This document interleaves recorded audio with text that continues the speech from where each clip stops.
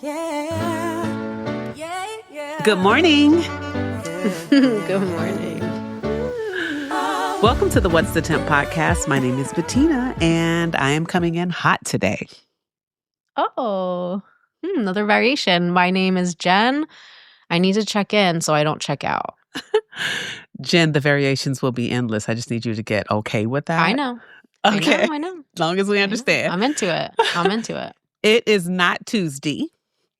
And it's actually not morning. It's not. We're all over the place I realized today. it after we said it. Yeah. But here's another thing I just want to say. For those of you that don't know why we say it's Tuesday, Jen's favorite uncle, Uncle Bob, is like our posthumous co-host. Mascot. That's a great name. Our posthumous and co-host. Yes. And we're always talking about him. He's just such a light for this work that we do. And he used to say Tuesday. And so we have Very just subtly adopted it. And we say it's Tuesday. So for those that don't know or haven't listened to all the episodes, that's where that comes from. So we're misspeaking, but intentionally. Yes. But today's episode is called Christmas Joy in the Middle of Hard.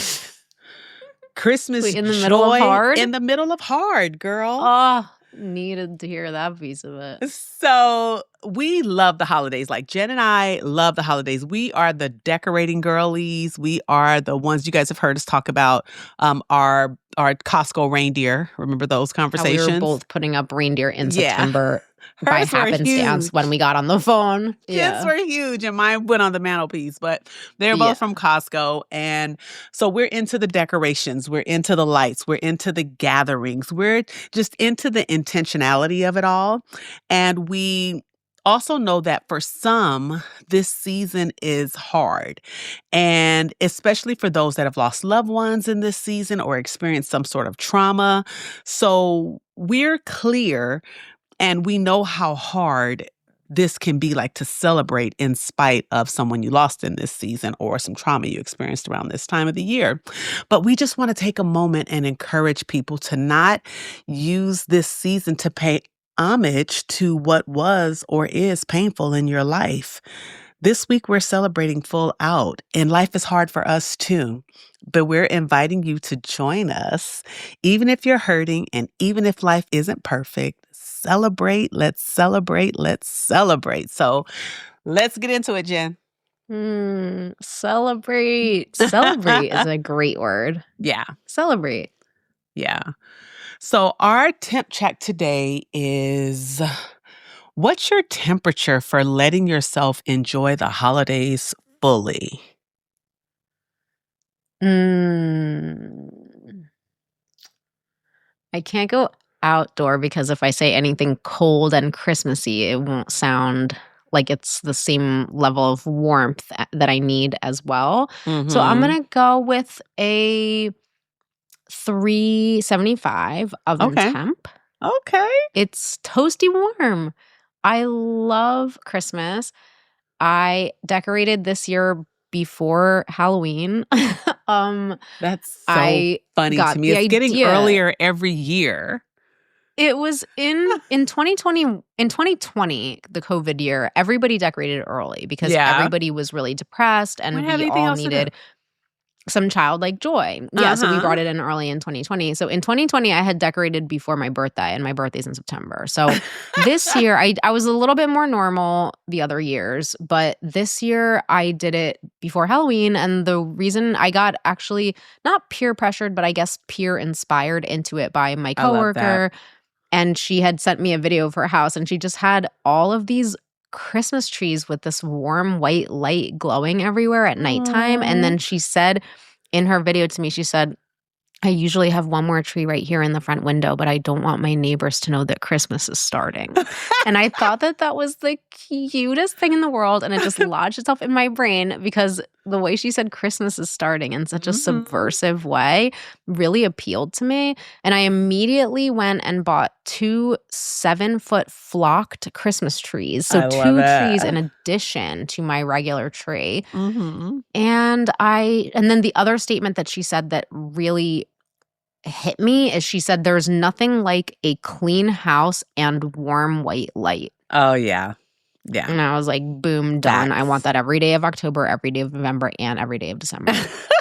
So I did it in stages, but basically the first stage was the trees, and I put up my so I go for the outdoor decorations inside. So I have these 2 probably 7-foot tall street lamps, basically, also from Costco. I put them up, but then I was feeling like it was a little bit too like crowded. Like there's just something about this year that I just need a little bit more minimalism, because I don't like the feeling of being cluttered right now because my mind is really cluttered. So I actually ended up deconstructing those. But I did it in basically 2 to 3 stages, but I was full blown Christmas by first week in November. Everything's out. I do the bathroom. I did my kids' rooms this year. I love the music. I love the nostalgia. I love those snowy scenes that start popping up on your YouTube with the warm firelight. And I love all the old stuff. So I'm glad you brought up Uncle Bob, because Uncle Bob was a huge nostalgia person, and he liked movies from the 40s, which was before he was even born. And there's this sweet spot in nostalgia where you just see that time through these rose-colored glasses, and it's really, really comforting. And so that's what I love about Christmas. I made myself a mix called Old School Christmas Mix. It only has the old songs. I can't stand the new songs. It's very rare I will let a new song into the mix. Literally, there's only one new song I've let in like 10 years, and it's Sia, Snowman. I highly recommend it. But I'm full on every single night for over a month. I get my tea, I sit on the couch, I turn on every single light, every single warm Christmas light in my whole house, and I just sit there and I just appreciate. I love So I'm that. warm and toasty. What about you?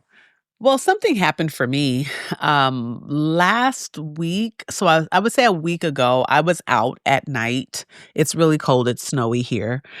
Jealous. And I was Rainy out here. at night, and I saw a huge, probably, I don't know, 20-foot fir tree decorated for Christmas. And it was outside someone's home. And I thought it was the best sight ever, because I'm like, I always wondered if people did this. Like, if you have this beautiful tree, it was the perfectly shaped tree. There's they had so it many decorated with here. So cute. It was just so cute.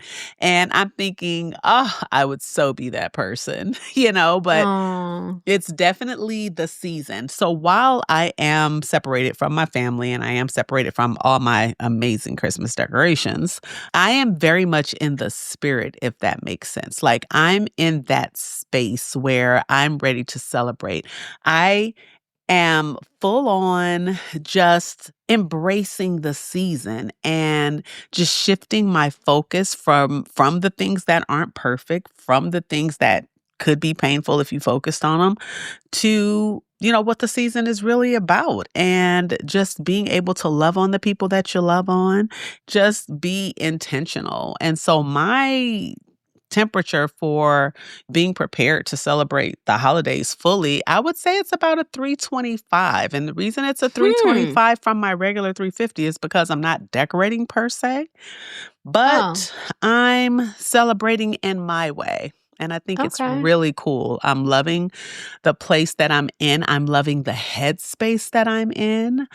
I'm loving the openness that I have. I have an openness right now in this season that's unusual, when I can't normally do all the things, like be able to go out and say, we're going to do a silver Christmas this year. I don't have the luxury to be able to do that because all my decorations are in the storage. But that said, I'm still embracing the joy that the season can bring if you let it.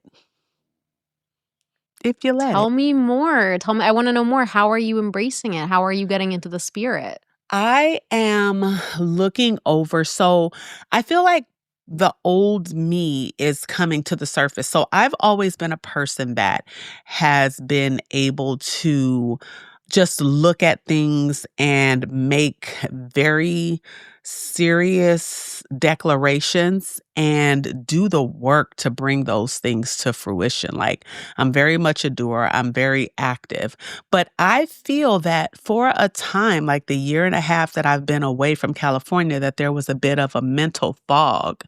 That's the only way I know how to describe it, because that's what it feels like. I feel like I was growing, and it's one of those things where, you know how we talked about the caterpillar? I don't know what animal it is that goes into the cocoon and comes out What did you as a say, the butterfly. grasshopper? You always laugh at me. But when we I talk love that. about the animal, the little insect being in the cocoon. the caterpillar. Okay, so Yeah, the caterpillar chrysalis. being in the chrysalis, when we talk about that, I just imagine that that little bug is kind of knocked out or asleep for that time. It's in Like a bit of a hibernating, fog. kind of. Yeah. And I feel that that's what was happening. So while I was growing, it was like the growth had to be so exponential, and it was so much that I don't think I could handle it if I was aware of it.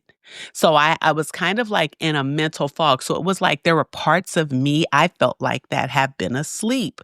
And I've been, so it's almost like I was inside of something trying to fight my way out, because I'm like, I don't feel like myself. And I didn't have the language to say that, but now that I'm on the other side of it, I'm very clear what it was. So it was like my growth was kind of painful, and it was kind of exponential, and but it was so much happening at the time that I couldn't be fully aware of it all, because I would have probably thwarted my growth somehow, or changed direction or something. So now that I feel like I'm on the other side, I'm so open to what's next. I'm so excited for this coming year. And even though our world is really insane, I have a way of looking at things that make it pleasant for me. So while things aren't perfect, I have such high hopes. And it's not that toxic positivity that I talk about. I can't stand that. It's not that. It comes from a place like deep within, like a well. A rooted place. Yeah, there's a well inside of me of joy, of appreciation, of gratitude. And I'm tapping into that. And it's so much easier now because there's a level of expectation that I have for the coming year. And then I feel like I have the capacity to step into it even more than I thought possible, especially even more than I've been able to in the last year and a half. Because it was as if, because I was moved, it was like I had to learn how to get my footing in the new place. But there was just an openness. I have an openness, like I'm just open to whatever God wants to do in my life at this season. I'm open to however he wants to use me, wherever he wants to use me, wherever he wants to root me, settle me. I'm just open, right? But I feel that that confidence and that security comes from the feeling and the belief that I can handle it all. Yeah. I can handle it. Whatever it is, I can handle it. So how are you tying that into Christmas, because of the well of joy that it's springing out of? It's the joy. It's the season. It's the season of celebration. It's the season of, just appreciation and gratitude. And how I'm tying it in is I get to celebrate, because I'm here, I'm alive, I'm well, you know what I mean? And while we all things need to remember that, don't we? Yeah, things may not be Some perfect. people are 6 feet under. Here we are. Yes, here. We get to celebrate. Yeah. I get to celebrate. And so I'm being intentional about doing just that. And if Christmas is the reason right now, let it be. I'll take any reason. Yeah. That's one of the best ones. But you do have a real spiritedness, and I'm enjoying that. Even at other times, I think you always have you are always emanating joy, and you are always celebrating. And so it's cool to hear you loop that in with Christmas. Yeah. Yeah. It feels good. It feels good. So especially if you feel that there's a return to that after a period of kind of stasis or a malaise, Yeah, it was just, I couldn't explain it. Like, it was as if I was going through the motions of my life. And it was like these last couple of days, I was like, I'm back, Yay. She's I love back. that. Oh, so I feel really, really good. I'm super excited because I create at the highest levels. in this place. From this place, I make amazingness happen. Me and God together about to do some stuff. So I'm just excited to see what's next. So it's just an appreciation for what is today, but also just the knowing that I get to change it at any moment, because that's the kind of power that I wield. I don't have to accept anything. I don't have to settle for anything. I get to change it. I get to do the work. I get to say what I will have and what I will be. And as long as I'm serving my purpose community, who else is mad? Who mad?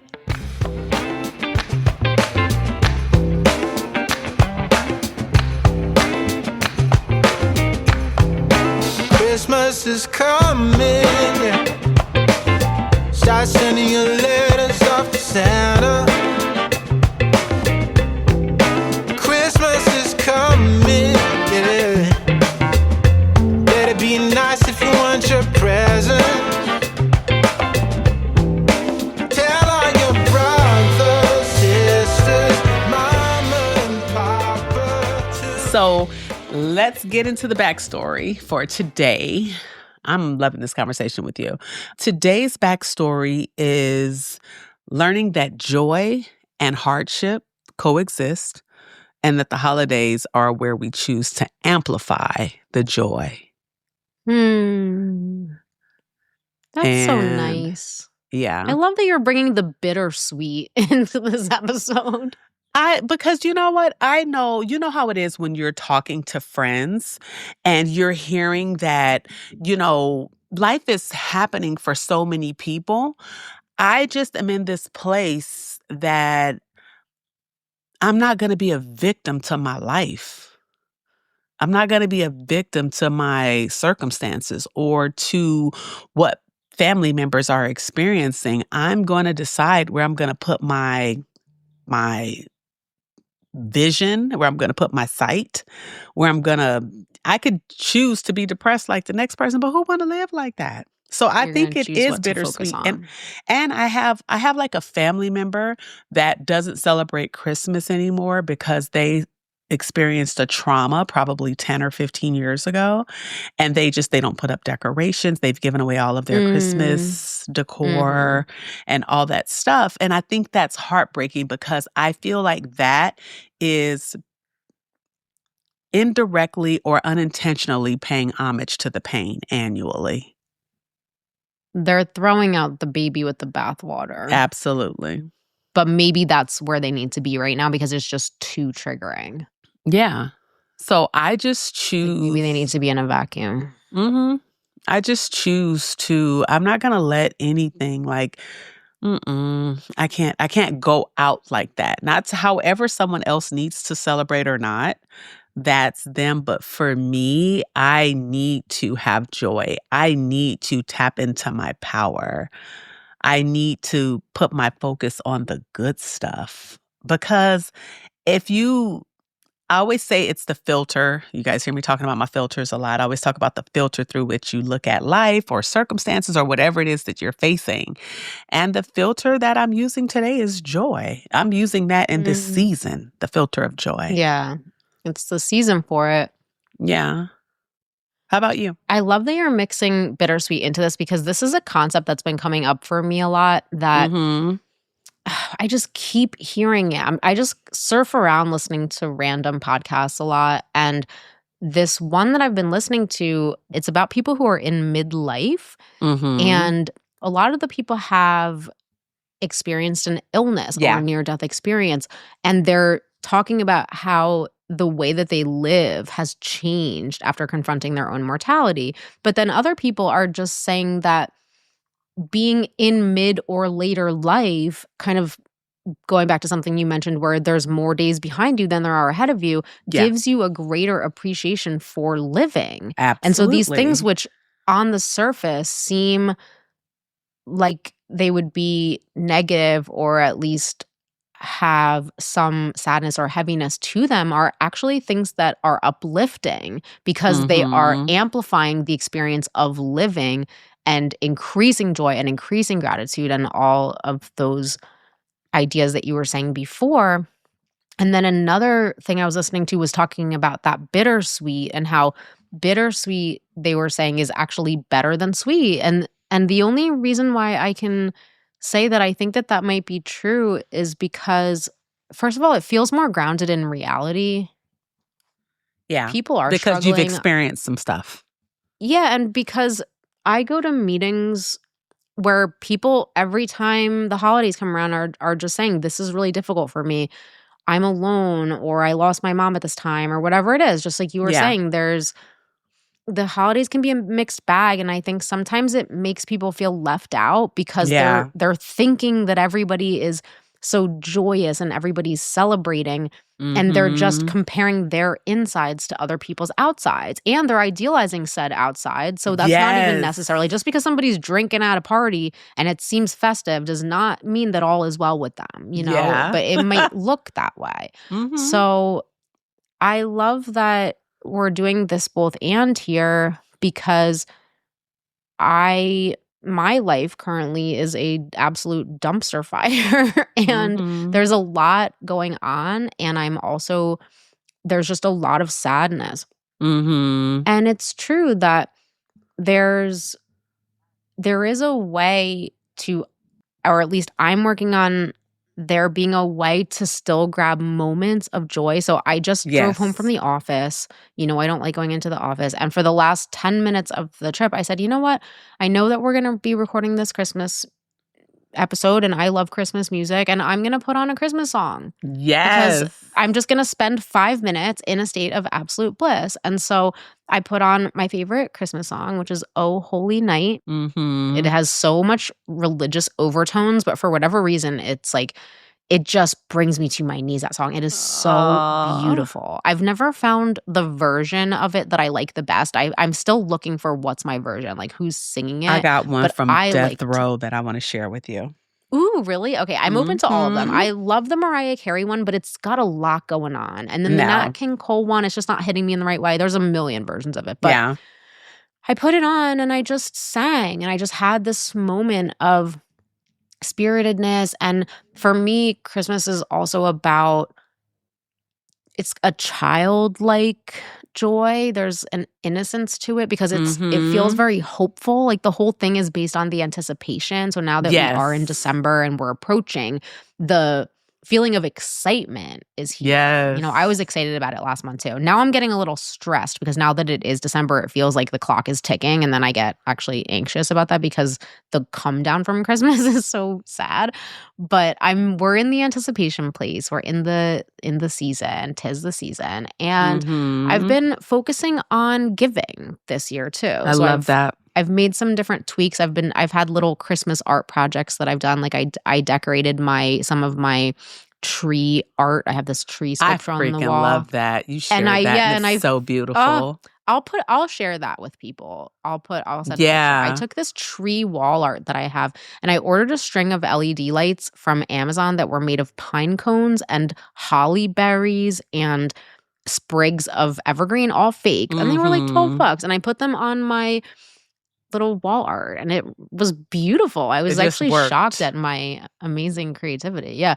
But and then I have been shopping. I've come, you know, my two of my great loves, shopping and gift giving, are combined in this season, but I'm a really off the beaten path shopper. So on Black Friday, I went only to local businesses. I went primarily to thrift stores. So I didn't want to deal with like Walmart on Black Friday. Like, whoa, what?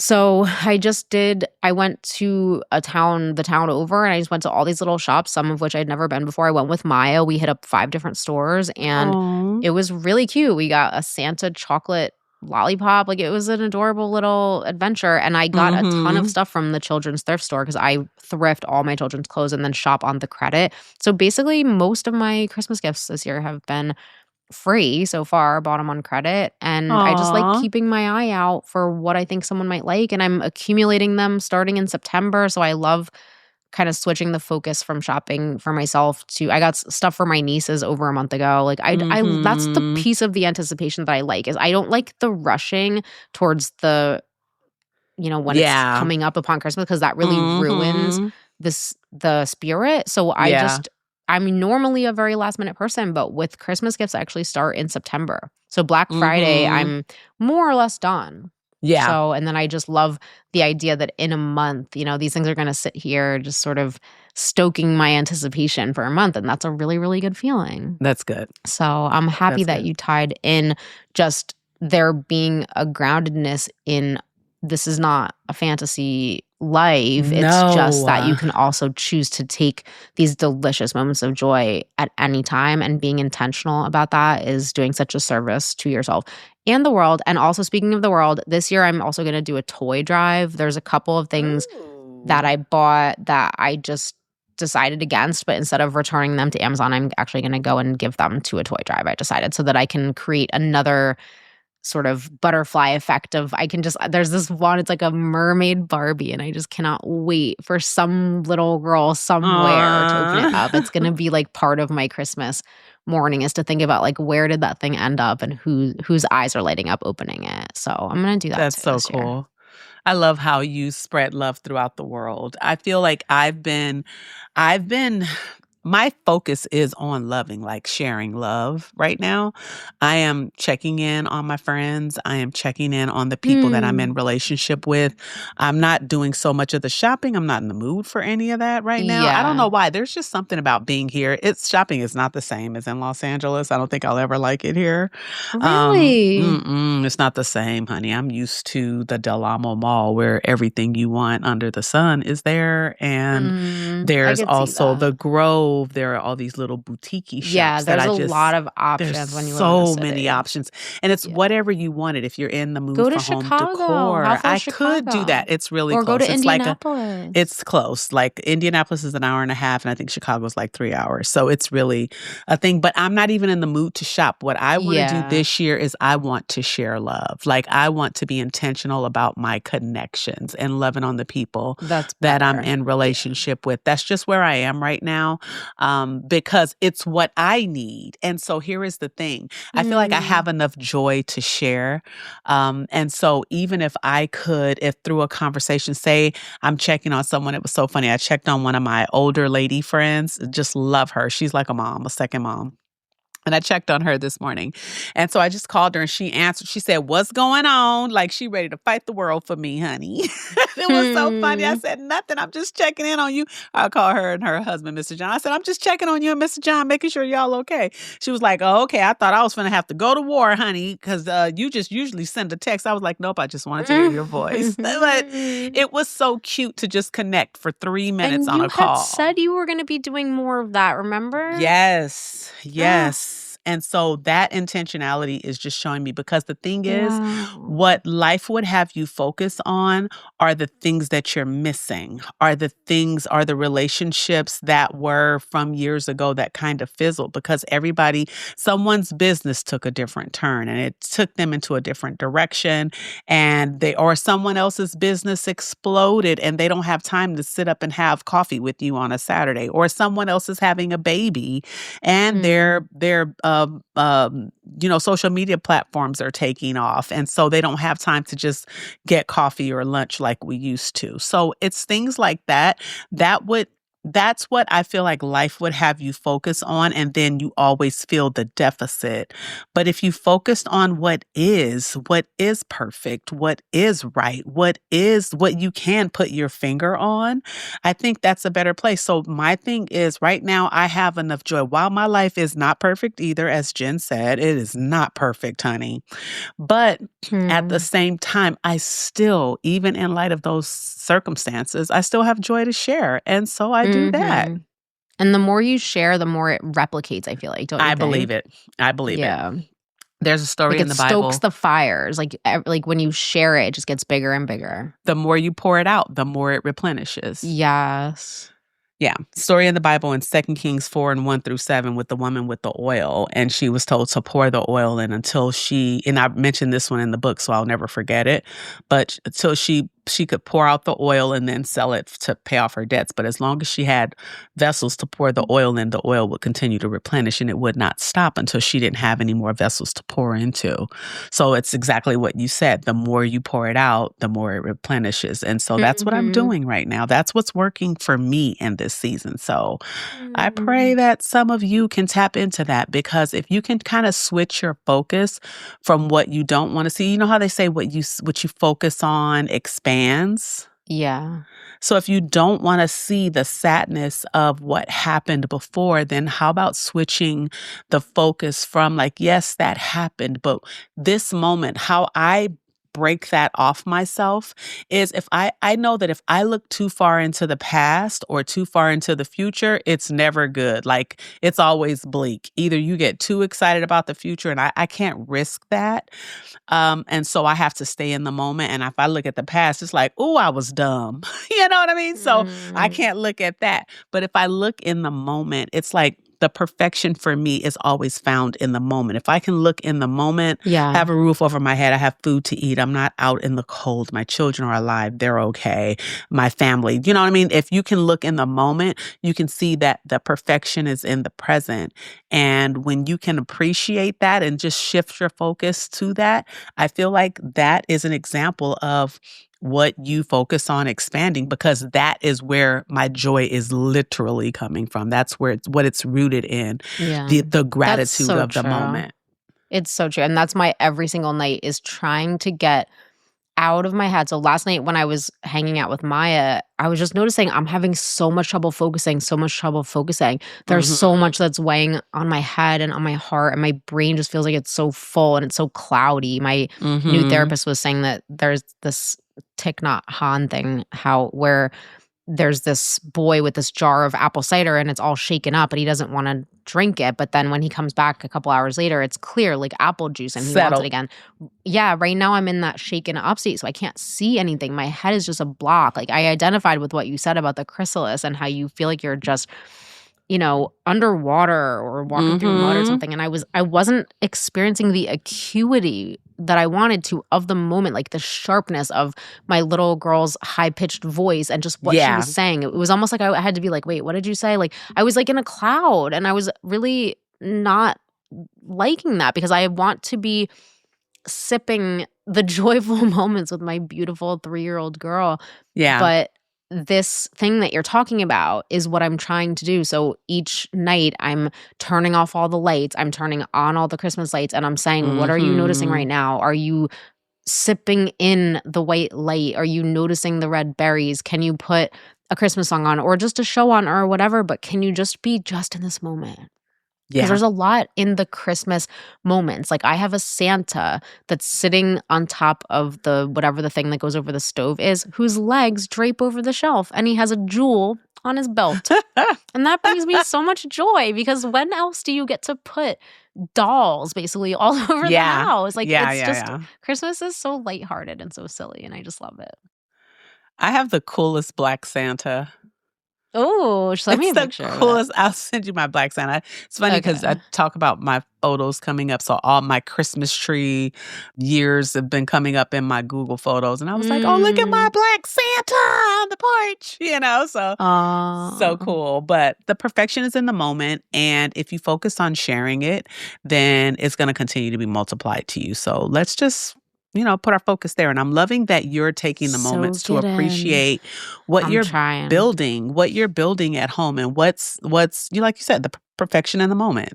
There's beauty there. There's so much to be mined right there. And a lot of us speed past it all the time. Exactly. It's there for the taking, and we just need to stop. And I think this is a really, really good time. My neighbor one time, he said, I'm just shutting down until the new year. And it was like halfway through December. And I was like, I'm going to jump on that train. I'm going to slow it down. When else do you get to slow it down? This is the week that's coming. I know it's not that slow because then we all have our kids home and whatever, but it's metaphorically, I want to get on the train where we're all going to slow down and we're just going to ease into the stop at the end of the year.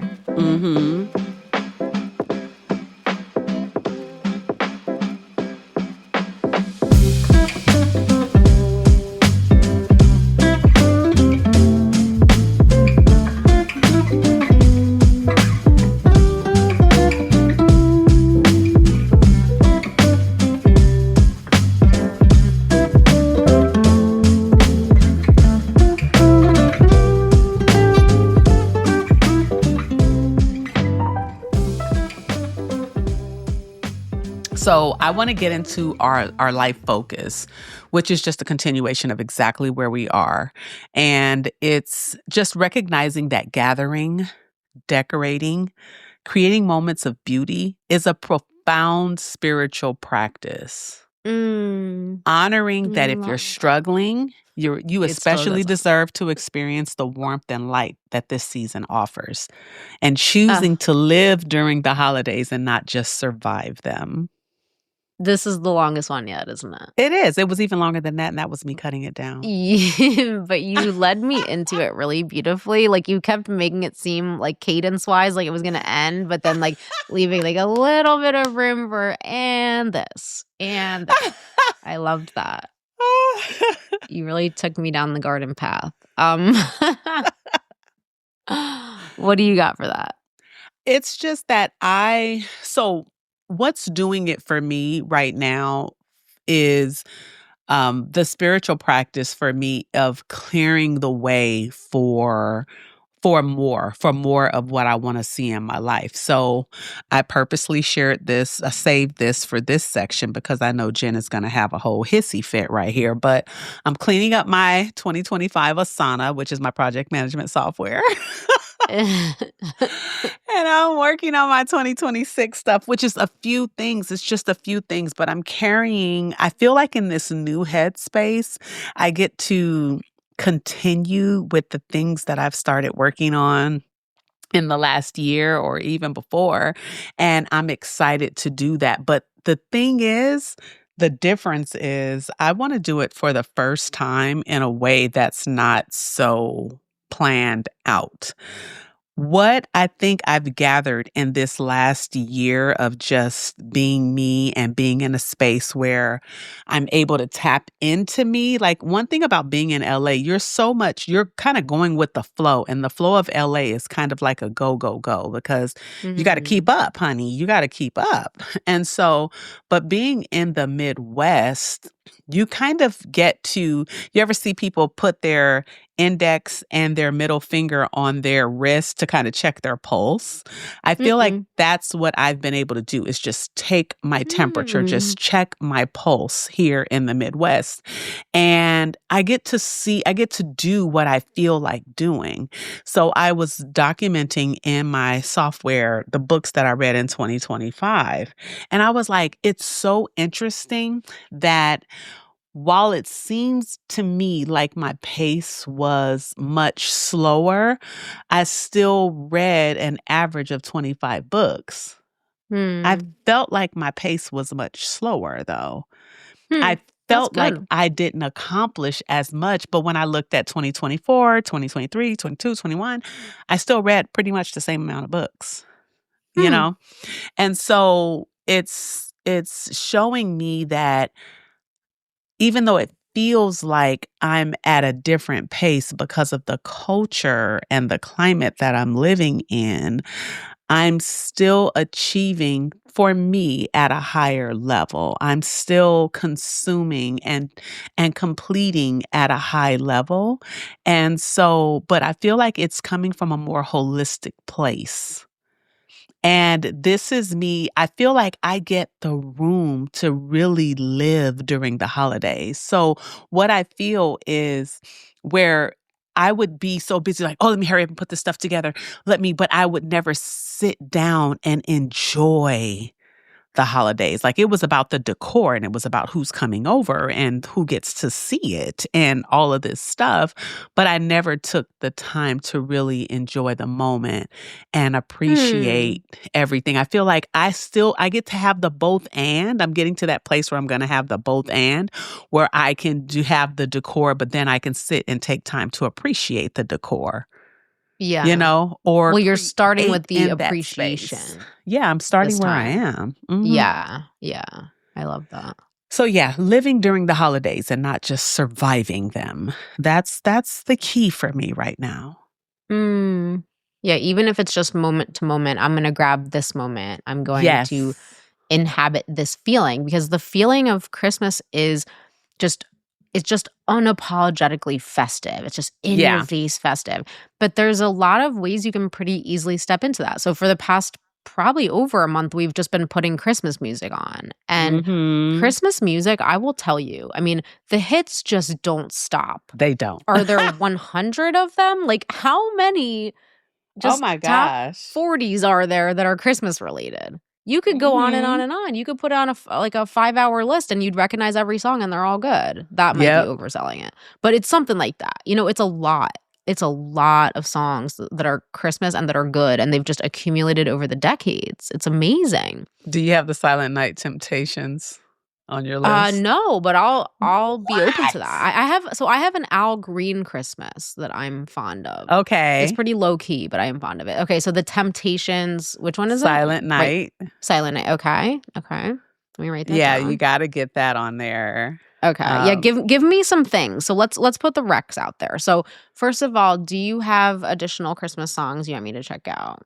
Oh gosh. I want you to take in 1990, I want to say 5 or 6. I'm out. Girl, Death Row put out a Christmas album. Okay, fine. And as long as it's rap. Is it rap? No. But what is it? Some of it is. Okay. But right, Oh Holy Night on that one. Right. Okay. Oh Holy Night on that one is amazing. Okay. There are a few on that one, but it's still one that my family pulls out every year, and we laugh at how hood 90s some of the songs are. Is still very nostalgic. That's yes. 30 years ago. I'll make an exception. Okay. So there are some things that we just get to do and get to have, but I'll send you a couple of things when you hear the 'Twas the Night Before Christmas with the on Silent Night. It's those, you're gonna have some I'll take it. Now tell me, what are your top 3 Christmas movies? Oh gosh. Of course, Miracle on 34th Street. Okay. That's one. I still do, it's rather new, but I'm still gonna do it every year. This Christmas with Chris Brown. Oh, I've never seen that. Freaking love it. Okay.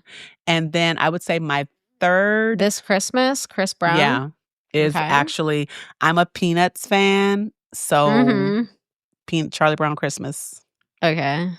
I'm the person that has all of the Peanut albums. Like I have had all the CDs from the. Really? Yes, girl. I mean, that is really good music. If you want some amazing great piano music. Yeah, it is. No, it is. Great music. So those are my 3, but I have so many. Like I just binge. Give me 2 more. Just do top out, because I need. So the thing about entertainment is that it's escapism. And so if you are going through stuff, the best thing that you can possibly do is just step into a moment of unadulterated fantasy. And so this is something that's really appealing to me, because I think that my moments of repose when they're Christmas themed, the Christmas feeling is so warm that I like to lean into that type of comfort. So give me, and I'm not like a huge movie person, honestly. You know, I kind of hate movies, but I do make exceptions during the holiday season. So give me 2 more just for kicks. You can do, okay, so if you liked Best Man, I'm all my stuff is going to pretty much be, this can run the gamut, because I go from weird little Hallmark movies or Lifetime movie Christmas movies to Black Christmas. If you liked Best Man, which was kind of 2000s with Taye Diggs and Morris Chestnut, those guys, they have The Perfect Holiday that kind of follows that line. The Perfect Holiday, it's called? The Perfect Holiday. Okay. Almost Christmas was good. Where it was like the family getting together and just hilarious. This is amazing, because what I wanted to do this year, you're just tapping right into my not subconscious, but this was an intention of mine, is I told myself that this year I was going to watch all of the movies that I haven't seen. So last year I got together, Luke and I have started an annual holiday lunch to celebrate our mutual love of Christmas. And he was saying that I've really got to see, what is the one that everybody is always talking about? The one where like the guy like loses all his money. It's a Wonderful Life. Okay, he's like, yeah. You have to see it. Yeah. Oh, so my amazing. Gosh, yes. I know. I watched it. I was like, not a fan. But I watched it. I tried it. And did you love it? You didn't like it? No, not at all. I was like, this will never end. This movie will never end. Oh, I loved it. So wonderful. So long, so boring.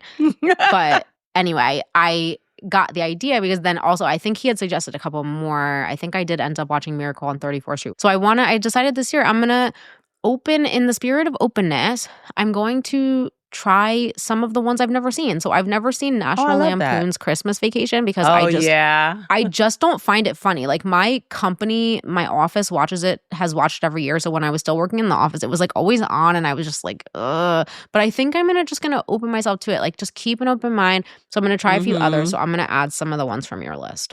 Almost Christmas was the last one you said? Yeah.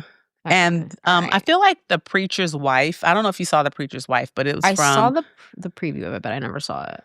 That was good because I think they had some Christmas stuff kind of in there, but even though it wasn't Christmas, I'm doing Black Christmas this year. It's decided. Okay. I'm on board. I love it. I'm ready for it. I'm so ready. Yeah, so you got some good stuff. You got some good starting places. Okay, my favorites, I'm just going to loop you in here. Home Alone is obviously every single year. Oh my gosh. Yes, I do love Home Alone. I just think it's one of those movies that like really hit it. Yeah. Just like Grease or Pitch Perfect. Like there's just certain movies that are made where it's like whatever was going on here was some type of magic on set. I also love every single year I have to watch When Harry Met Sally. Obsessed with it. We did that whole episode of The Friendship Minefield about can men and women be friends, but that's just such a classic for me. I love all the little couples talking to each other, and I think they span multiple Christmases on it because that movie goes over the course of like a decade or something. I'm gonna watch that one in your honor. Oh my God, it is so good. And then I also love the sleeper hit While You Were Sleeping with Sandra Bullock because Sandra Bullock was one of my top ladies that I lived vicariously through when I had no love life of my own. So While You Were Sleeping is the cutest. That's the one I made Luke watch last year. I don't think he loved it as much as me, but he did appreciate it. I love that one. I watch it every single year. Okay. And then I also really love The Holiday, the one with Cameron Diaz and Kate Winslet and Jack Black. Okay. Do you know that one? And Jude Law, not a fan of I've seen it. It's like so cheesy, but so cute. And it has a lot of that like hygge, that HYGGE word that means comfort. It's like it's a word that has no English equivalent, which I'm obsessed with those, but it more or less means like a warm, cozy feeling, which is the epitome of Christmas. And then finally, I also really love The Santa Claus with Tim Allen. I don't know why. I just love it. Oh, yes. I used to be such a big Tim Allen fan. I just love it. I was like a Home Improvement person. I watched that when I was really, really young. And so I just think that movie captures the spirit really nicely. So I'm going to probably try to do at least 3 of those. But this year, I'm going to just be in a state of openness and watch a bunch that I haven't seen yet. Oh, well, I'm excited for that. Let me know what you like. This should be fun. Yeah, I will. Thank you for the recommendation. Fun. And then do you have a top favorite Christmas song or no? Is it The Temptations' Silent Night? It would probably be because it's one of the top ones that it's like when you hear that song, when you hear that entry, that falsetto at the beginning, it's Christmas time. That's how it was in Black households. When you hear that falsetto at the beginning, it's like, really? Oh, is it Christmas?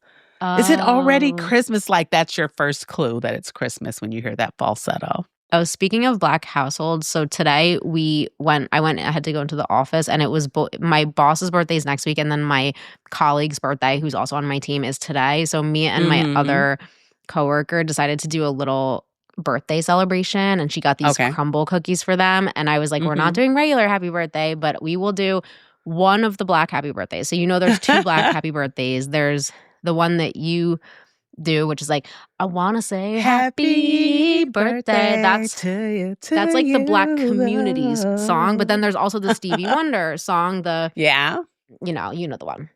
I say, happy birthday to ya. Happy birthday to ya. Happy birthday. We opted for that one. And it was very cute. It was very cute. So we played that song through my phone. I obviously danced, which was fun and festive. So I'm finding moments to be festive. They're fleeting moments, but I'm inhabiting them fully. That's good. That's what it's about. That's what it's about. Like, if we get to be here, why not enjoy it? Yeah, we're not 6 feet under today, so we should celebrate that. And I'm grateful for that, child. Yeah.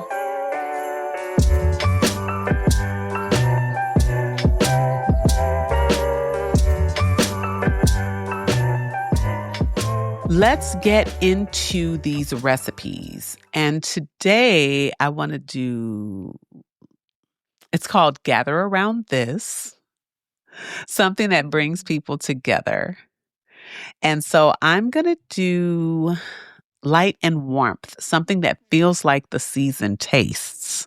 I wanted to make it a little bit difficult. Okay. And mine is not a recipe, but this is what always makes me feel like Christmas is a cup of hot cocoa. Not with marshmallows, but a cup of hot cocoa. Not with marshmallows. Not with marshmallows, ma'am. It's aesthetic. I don't need, that's just in my way. Huh, but in my way. A cup of hot cocoa and those sugar cookies with the green and red sprinkles on them. Oh, that is festive. That makes me feel like I'm in the season. That's understandable. That's what feels like the season tastes. How about you? Okay, so I have a recipe that I actually did yesterday, and I'm doing it again today just because it's very seasonal. It's more so Thanksgiving season. And also, I just want to add something here that's completely unrelated, but I just feel like I need to insert it here because otherwise, if I don't say it now, I'll never say it. So I had no sooner just finished editing an episode where I said that I've completely retrained the voice that speaks to me and says, you need to go harder or you need to do more or you're not good enough or it needs to be perfect. I literally was editing that episode the week of Thanksgiving. And then Thanksgiving came and I had a total mental breakdown. And I just want to document that here. So just within the span of an hour. So I had woken up at probably 4 o'clock in the morning and made cranberry sauce. I was supposed to go to my sponsor's parents' house. Then 2 days before, had frozen the butter for the pie crust that I was going to make. Remember I told you I was going to make the homemade pie crust? The day before, which was the Wednesday, the day before Thanksgiving, my dad had come over to show me how to make the pie crust in the food processor with the frozen butter. I had to basically move mountains to create 1 hour in the most hectic workday, budget, month end, just crazy, crazy, craziness. I'm headed for a breakdown here already. And I find this 45 minutes to make these pie doughs, and then they have to go into the fridge till the next day. Thanksgiving morning, I somehow managed to get out of the house, go roll out the pies, flute the pies. I'm rocking it. There's these two perfect pie crusts that I'm going to bring to the party. The cranberry sauce is made. Come home and I'm rushing and I'm I'm going to make the filling for the pumpkin pies while I brown the pies in the oven. And I put the pie crust in the oven and 15 minutes of 450, I think, or 425 liter, I had shrunken them up and they had shriveled up in the pan to become completely unusable because guess what? You can't put the crusts in without the filling. So I'm thinking I'm taking the shortcut. I'm saving this time by making the pumpkin filling while doing the first stage of the browning. No, they shriveled up. No. And then so you did all that work? Yeah. Over 2 days, and then I just destroyed them, obliterated them in 15 minutes of the oven. No. And then instead of stopping there, though, I was nope, I'm still going to get these pies because I had already decided that morning that I was actually not in the forward-facing mode that day, and I was not going to go to the party. First of all, that it was on at 4:25, though. Yeah, and I also want to give you props that when I called you, this is the difference between you and me. I called you at, I think it was 9 a.m. I was on my way to my dad's to roll out the pie crust, and you were like, yep. So I'm spazzing. I know I'm not going to this party because I just don't feel like talking to anybody today. I just needed time to be alone on that day, and I was just like, I just don't care. I'm just not. I don't intend to see any people today. Sometimes I just crash like that. And I was still thinking that voice was still driving me, but here's what you can do. You can still drop off 2 pies to the party. You're not going to, and the cranberry sauce. I'm still who are you? Are you super mom? Are you super host? No, you just said you're feeling like crap. You don't want to go anywhere. You don't want to talk to anybody. Why are you still overperforming? Why are you doing it? But I couldn't see it. So meanwhile, I'm driving to my dad's house. I call you and you're like, yep. 2 trays of each thing. My yams are in there, my stuffing, it's all done. And I'm just laying here on the couch. Yeah. Just laying around. And I'm like, wow, like this is mind-blowing to me. All of your food is already made and you're just lackadaisically laying around the couch. How can I be you? I was spazzing trying to deliver food to a party. I'm not going to. Just side note, congratulations. I did check in on you and you had amazing accountability. But the only thing is that it's that checking my temperature and doing what I can do in the moment. Like the night before, the reason so much got done the night before Thanksgiving, because I was saying, oh, I'm only going to make up my macaroni because I want to use that same pot for the roast, right? I ended up doing the stuff and I was like, oh, well, I got time to put my roast in the oven and it could just cook overnight at 250. And I got time to, and then but it was just because I felt so good and my energy was there, but I wasn't operating from that. You weren't pushing, get this done, rushing, ruining. Yes, I was from the most lax and comfortable place. I need to take a page out of your book next year. And everything got done early. I have to say, honestly, that was the first time that's happened. But I just learned something new about myself. Oh, I was so happy for you. I was like in a state of simultaneous happiness and envy. So I decided that the next thing to do is not to just stop, but then to just drive to the supermarket while sobbing. You're a failure. Why did you do that? You're so stupid. Like, not really like that intense, but I was mostly just sobbing out of like disappointment because it was such a huge buildup to like all those sessions and then for it to be completely destroyed.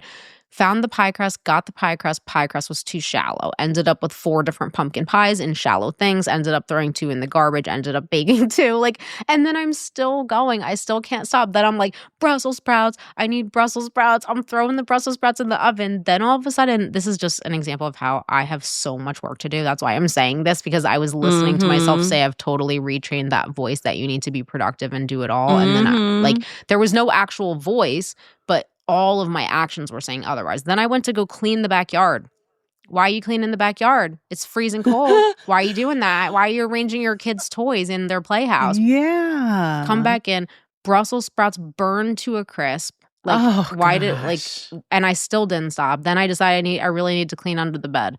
Like, I think I was just fueled by anxiety, but it took me a good 2 hours to actually finally stop and be like, hey, why don't you sit down on the couch and watch some football, since you had said way earlier this day you're having you said you were going to do. Mental breakdown. Yes. So I just wanted to note, since we're kind of like wrapping up the year, that I think even when you've made such progress, there's so many ways that you don't understand where you're subconsciously still operating according to old patterns. So I guess I just wanted to put that out there, because I just had that weird moment where I was like listening to myself say the opposite thing while then driving myself to do it all. Yeah. Nothing made it to the other party.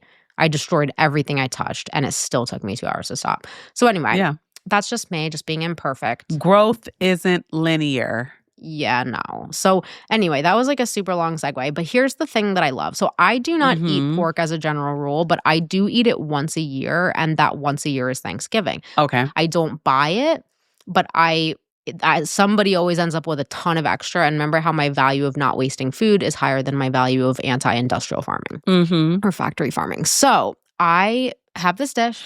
It is called, I always grew up with it called the ham dish, but it's actually called potato, onion, and ham au gratin. It's insanely easy. You just preheat the oven to 375 and you layer, you have to have a mandolin, or you could slice the potatoes then. I use a mandolin, and you layer potato slices on a butter or greased pan. Then you layer some onions, which have already been cooked in butter, and then you layer slices of all your leftover ham. Then you do another layer. Oh, you do salt, pepper, nutmeg. Then you do a second layer of potatoes and a second layer of onions. And then usually I put like just potatoes on the very, very top, and then salt, pepper, nutmeg. You pour basically an entire container of cream over that. Okay. And then you just bake it. It is so insanely delicious. It's like a creamy that sounds delicious. Ham, potato, and onion thing. It's ridiculous. That sounds delicious. My family ate it in, I think I got like 4 bites of it. The entire thing disappeared, so much so that I have to make another one tonight. And then the potatoes are drying on the counter as we speak. I'm going to make that. That sounds good. And I think I'm going to make that for this holiday. So good. It is so good. You cannot go wrong with anything au gratin with potatoes. You really can't. I don't even know if that's how you say it, but you really can't. You really cannot. So when you just add ham and onions, like what? And nutmeg, just works. Salt, pepper, so simple. Yeah. Now, do you let it get a little brown on the top? Like I do. Because it's creamy. Okay, yes. And you have to baste it too. You have to baste it while it bakes. Okay, I'm excited to try that. I love that I'm also finding new uses for nutmeg lately. I always felt like nutmeg is a holiday favorite. But I used it in my zuppa toscano. I was like, oh, this is new. Let me just add a little bit. I found another recipe. I've been making it one way all this time, and I found another recipe that used a little bit of nutmeg. And I was like, let me just try this, right? It was my exact same recipe, except it had nutmeg. And I actually loved it. I loved that it kind of woke everything up. It brought everything together nicely. Nutmeg is really special. Yeah, so now that you're saying with the salt and pepper and nutmeg, it makes me excited to try. So, listen, this is the end of this amazing episode. Another festive episode. Yes, another joyous episode of the What's the Temp podcast. Thank you so much for joining us today. Yes, Spirited has been the theme throughout today. 'Tis the season. But that's what we wanted, even in our imperfections. So I love that. We're in the hallway, but we're rejoicing, according to us. So, yes. Yeah. Be great on purpose. Have a great 24. Peace. Bye.